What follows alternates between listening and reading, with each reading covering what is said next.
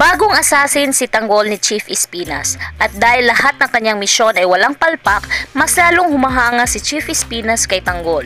Napabilib man ni Tanggol si Chief Espinas at Warden Balatukan, ngunit mainit pa rin ang dugo ni Maka Santos sa kanya dahil alam ni Maka Santos na mas papaboran si Tanggol ni Chief Espinas kaysa sa kanya. Sa bagong misyon ni Tanggol ay makikita niya ang kanyang lola Tinding at bibigyan na ito ng pera para sa araw-araw nitong gastusin.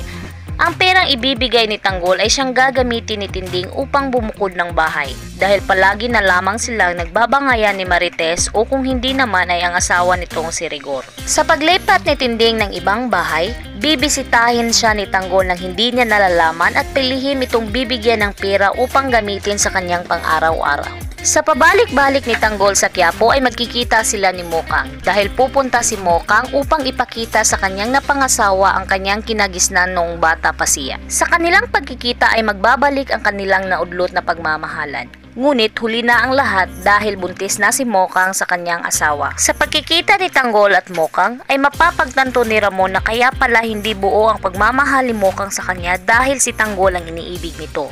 Magpaparaya na sana si Ramon ngunit huli na ang lahat dahil hihimatayin si Mokang.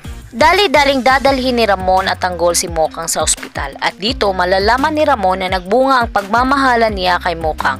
Kung kaya't si Tanggol na lamang ang magpaparaya para sa batang dinadala ni Mokang at ibabaling na lamang niya ang kanyang pagmamahal kay Bubbles. Sa pagkikita ni Ramon at Tanggol sa Quiapo ay mapapagtanto ni Ramon na niloloko lang siya ni Olga at ang nagpapanggap na Tanggol na nasa mansyon. Sa galit ni Ramon sa panuloko ni Olga at David ay dadalhin niya ang totoo niyang anak na si Tanggol sa mansyon. Mandidilat sa takot ang mata ni David dahil alam niyang hindi siya ang totoong Tanggol. Hindi inaakala ni Olga na malalaman ni Ramon ang totoo. Kung kaya't tatawagan niya si Warden Balatukan upang tapusin niya si Tanggol.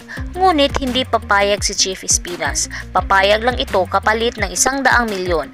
Magagalit si Olga dahil sa sobrang laki ng hinihingi sa kanya. Kung kaya't mag-iisip na lamang ng ibang paraan si Olga upang tapusin si Tanggol.